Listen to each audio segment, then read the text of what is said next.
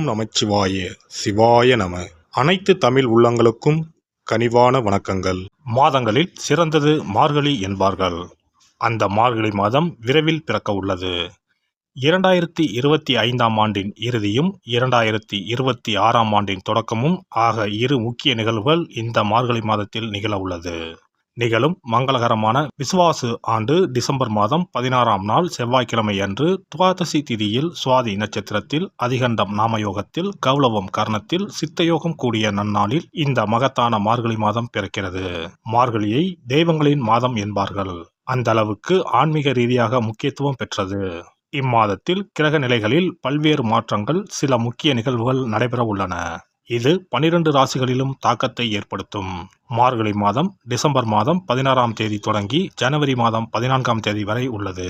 இம்மாத கிரகநிலை என எடுத்துக்கொண்டால் குரு பகவான் மிதுன ராசியில் வக்ரகதியில் உள்ளார். கேது பகவான் சிம்ம ராசியில் உள்ளார். புதன் மற்றும் சுக்கிர பகவான் விருச்சிக ராசியிலும், சூரியன் மற்றும் செவ்வாய் பகவான் தனுசு ராசியிலும் உள்ளார்கள்.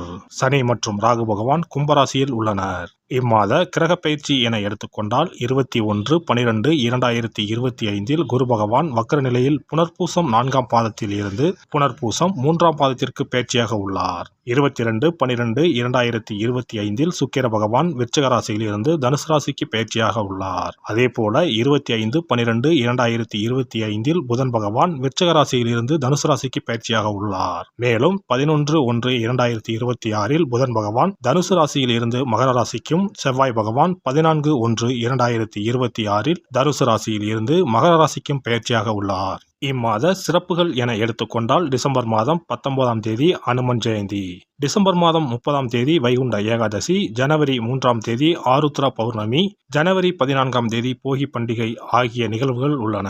பொதுவாகவே மார்கழி மாதம் முழுவதுமே விசேஷம்தான். இந்த வருடம் வரும் மார்கழி கூடுதல் முக்கியத்துவம் பெறுகிறது. பிறக்கப் போகும் இந்த மார்கழி மாதத்தில் உங்கள் வாழ்வில் வளமும் நலமும் செல்வ செழிப்பும் பெற்று வாழ்வில் உயரிய நிலையை அடைய எல்லாம் வல்ல எம்பெருமானை வேண்டி விரும்பி கேட்டுக்கொள்கிறேன். மகர ராசி அன்பர்களே, மார்கழி மாத கிரக நிலைகளை ஆராய்ந்து பார்க்கும் பொழுது ராசிநாதன் சனி பகவான் தனஸ்தானத்தில் வலிமை பெற்று சஞ்சரிக்கிறார். எனவே தனவரவு தாராளமாக வந்து கொண்டே இருக்கும். தொழில் வெற்றி நடை போடும். துணையாக இருப்பவர்கள் தோள் கொடுத்து உதவுவார்கள். உச்சம் பெற்ற குருவின் பார்வை மாத தொடக்கத்தில் அமைவதால் கல்யாண கனவுகள் நனவாகும். காரிய வெற்றியும், பொது வாழ்வில் ஈடுபட்டு இருப்பவர்களுக்கு புதிய பொறுப்புகளும் கிடைக்கலாம். குரு பகவான் மிதுன ராசிக்கு சென்ற பிறகு கொஞ்சம் கூடுதல் கவனத்தோடு செயல்பட வேண்டும். உத்தியோக மாற்றம், ஊர் மாற்றம் ஏற்பட வாய்ப்புகள் உண்டு. மார்கழி மாதம் 6ஆம் தேதி மிதுன ராசிக்கு குரு பகவான் செல்கிறார். உங்கள் ராசிக்கு 6ஆம் இடத்திற்கு வரும் குருவால் சில நல்ல மாற்றங்களும் வந்து சேரும். உங்கள் ராசியை பொறுத்தவரை 3, 12 ஆகிய இடங்களுக்கு அதிபதியானவர் குரு பகவான். அவர் வக்கரம் பெறுவது நன்மைதான். நல்ல சந்தர்ப்பங்கள் இல்லம் தேடி வரும். தொழில் மற்றும் உத்தியோகத்தில் கணிசமான தொகை கைகளில் புரளும். உடன் பிறப்புகளின் உதவி கிடைத்து மகிழ்வீர்கள். உத்தியோகத்தில் ஊதிய உயர்வு மட்டுமல்லாமல் பதவி உயர்வும் ஒரு சிலருக்கு வரலாம். கடன் சுமை படிப்படியாக குறையும். குருவின் பார்வை தொழில் ஸ்தானத்தில் பதிவதால் தொழில் வளர்ச்சி சிறப்பாக இருக்கும். துணிவும் தன்னம்பிக்கையும் கூடும். வெளிநாட்டு நிறுவனங்களில் இருந்து அழைப்புகள் வரலாம். பணப்பற்றாக்குறை அகலும். புகழ்பெற்ற ஆலயங்களுக்கு சென்று வழிபட்டு வர வேண்டும் என்ற எண்ணம் பூர்த்தியாகும். புதிய வாகனம் வாங்கி பயணிக்க எடுத்த முயற்சி கைகூடும். பொது வாழ்வில் இருப்பவர்களுக்கு மேலிடத்தில் நல்ல பெயர் கிடைக்கும். அதன் விளைவாக புதிய பொறுப்புகள் வந்து சேரும். மார்கழி 7ஆம் தேதி தனுசு ராசிக்கு சுக்கிர பகவான் செல்கிறார். உங்கள் ராசிக்கு 5 மற்றும் 10 ஆகிய இடங்களுக்கு அதிபதியானவர் சுக்கிர பகவான். அவர் விரயஸ்தானத்திற்கு வரும் பொழுது விரயங்கள் கொஞ்சம் கூடுதலாகவே இருக்கும். வீடு மாற்றம், இடமாற்றம் ஏற்படும். மாற்றினத்தவர்களின் ஒத்துழைப்பால் புதிய முயற்சிகளில் வெற்றி கிடைக்கும். கூட்டாளிகள் ஒரு சிலர் விலகினாலும் புதியவர்கள் வந்திணைவர். நீண்ட தூர பயணங்கள் பலன் தருவதாக அமையும். உத்தியோகத்தில் இலாக்கா மாற்றங்கள் எதிர்பாராத விதத்தில் வரலாம். வளர்ச்சியும் தளர்ச்சியும் மாறி மாறி வரும் நேரம் இதுவாகும். மார்கழி 10ஆம் தேதி தனுசு ராசிக்கு புதன் பகவான் செல்கிறார். உங்கள் ராசிக்கு 6 மற்றும் 9 ஆகிய இடங்களுக்கு அதிபதியானவர் புதன் பகவான். 6க்கு அதிபதி 12ஆம் இடத்திற்கு வரும் நேரம் நல்ல நேரமாகும். இதனால் விபரீத ராஜயோகம் ஏற்படும். எனவே எதிர்பாராத நல்ல திருப்பங்கள் ஏற்படும். இல்லத்தில் நீண்ட நாட்களாக நடைபெறாத சில காரியங்கள் இப்பொழுது துரிதமாக நடைபெறும். வியாபாரத்தில் வாடிக்கையாளர்களின் எண்ணிக்கை அதிகரிக்கும். அதிரடி சலுகைகளை அறிவித்து லாபத்தை குவிப்பீர்கள். மார்கழி 27ஆம் தேதி மகர ராசிக்கு புதன் பகவான் செல்கிறார். உங்கள் ராசிக்கு பாக்கியஸ்தானத்திற்கு அதிபதியான புதன் உங்கள் ராசியிலேயே சஞ்சரிக்கும் இந்த நேரத்தில் அனைத்து முயற்சிகளிலும் வெற்றி கிடைக்கும். பூர்வீக சொத்துக்களின் பாகப்பிரிவினை சம்பந்தமாக எடுத்த முயற்சி பலன் தரும். புதிய தொழில் தொடங்கும் திட்டங்களை நிறைவேற்றுவதில் அக்கறை காட்டுவீர்கள். பங்காளி பகை மாறும். மார்கழி 30ஆம் தேதி மகர ராசிக்கு செல்லும் செவ்வாய் பகவான் அங்கு உச்சம் பெறுகிறார். உங்கள் ராசிக்கு 4 மற்றும் 11 ஆகிய இடங்களுக்கு அதிபதியானவர் செவ்வாய் பகவான். அவர் உச்சம் பெறும் பொழுது பொருளாதாரத்தில் நிறைவு ஏற்படும். கிளை தொழில் தொடங்கும் வாய்ப்பு ஒரு சிலருக்கு உண்டு. வீடு வாங்குவது அல்லது வீடு கட்டுவது பற்றிய சிந்தனை அதிகரிக்கும். பொது வாழ்வில் உள்ளவர்களுக்கு கூடுதல் பொறுப்புகள் வந்து சேரும். தொழில் மற்றும் வியாபாரம் செய்பவர்களுக்கு புதிய முயற்சிகளில் வெற்றி கிடைக்கும்.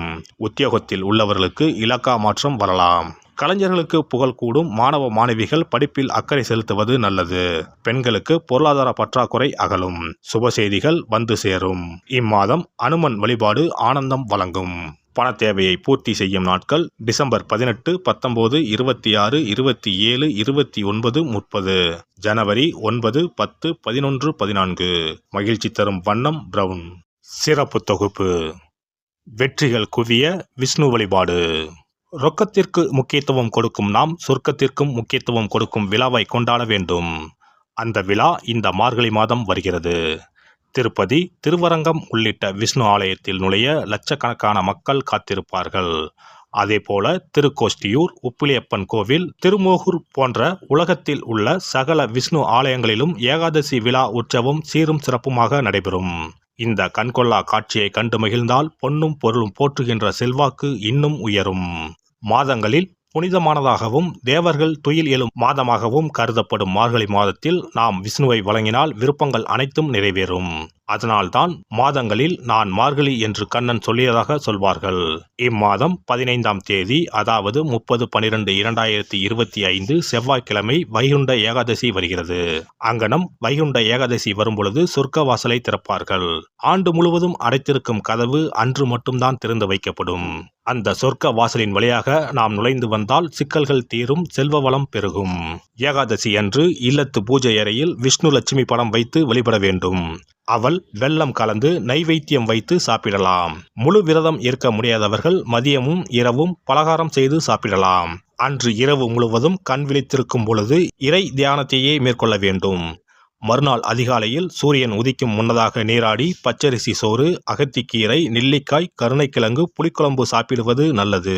அகத்திக்கீரையும் நெல்லிக்காயும் உணவில் சேர்த்துக் கொள்வது அவசியமாகும். இந்த மார்கழி மாதத்தில் கன்னி பெண்கள் அதிகாலையில் எழுந்து நீராடி வீட்டின் முன்பக்கத்தில் கோலமிட்டு அதன் மத்தியில் மஞ்ச வண்ண பூ வைத்தால் மங்களம் உண்டாகும். பரங்கி பூவை வைத்து அழகுபடுத்துவது கண்கொள்ளா காட்சியாகும். கிருமி நாசினியாக சாணத்தின் மீது அதை பதித்து வைத்திருப்பர். மங்களம் நடைபெறுவதற்காக மஞ்சள் வண்ண பூவை வீட்டு கோல மத்தியில் வைப்பது வழக்கம். குனிந்து அமர்ந்து நிமிர்ந்து கோலம் போடும் பொழுது விரல்களுக்கு மகிழ்ச்சி கிடைக்கிறது. சிறந்த யோகப்பியாசம் ஏற்படுவதாக கூறுவார்கள். இந்த வழிபாட்டின் மூலம் மனநலமும் உடல் நலமும் சீராகிறது. பிரம்ம முகூர்த்தத்தில் எழுந்து ஓசோன் என்ற காற்று மண்டலத்தில் உள்ள காற்று நம் மீது பதிவதால் ஆரோக்கியம் மேம்படுகிறது. திருப்பாவை, திருவெம்பாவை பாடி வழிபாட்டை மேற்கொண்டால் திருமணம் கைகூடும். அதிகாலையில் இறை நாமத்தை உச்சரிப்பதன் மூலம் அனைத்து நலன்களும் கிடைக்கும். இப்படிப்பட்ட சிறப்பு வாய்ந்த மார்கழி மாதத்தில் ஏகாதசி விரதத்தை இனிதே கடைபிடித்து பார்க்கடலில் துயிலும் பரந்தாமனை வழிபட்டால் வாழ்க்கை வளமாகும், வளர்ச்சியும் பெருகும், வருங்காலம் நலமாகும், வருமானம் திருப்தி தரும். விஷ்ணுவை வழிபட்டு அவரது துணையாக விளங்கி செல்வத்தை நமக்களிக்கும் லட்சுமியின் சன்னதிக்கு சென்று லட்சுமி வருகை பதிகம் பாடினால் அந்த தேவி இல்லம் தேடி நமக்கு அல்ல அல்ல குறையாத செல்வத்தை வழங்குவாள். அஷ்டலட்சுமியின் படத்தை விஷ்ணு லட்சுமி படத்துடன் பூஜை அறையில் வைத்து வழிபடுவது நல்லது. லட்சுமிக்கு பாடல் படித்து வழிபடும் போது வருகை பதிகம் பாட வேண்டும். அன்றைய தினம் அவள் நைவேத்தியம் செய்து தேவியை வழிபட்டால் உங்கள் ஆசை பூர்த்தியாகும். நமக்கு வாழ்வில் ஏற்படும் இன்னல்கள் அகன்று இனிய பலன் கிடைக்கும். எல்லாம் வல்ல இறையருளால் நீங்களும் உங்கள் அன்பு குடும்பமும் உடல் நலம், நீலாயுள், நிறை செல்வம், உயர் புகழ், மெய்ஞானம் ஓங்கி வாழ்க வளமுடன். இந்த வீடியோ பதிவு உங்களுக்கு பிடித்திருந்தால் லைக் பண்ணுங்க, கமெண்ட் பண்ணுங்க, ஷேர் பண்ணுங்க, மறக்காம சப்ஸ்கிரைப் பண்ணுங்க, பக்கத்துல இருக்கிற பெல் பட்டனை கிளிக் பண்ணுங்க. நன்றி, வணக்கம். ஓம் நமச்சிவாய. சிவாய நம.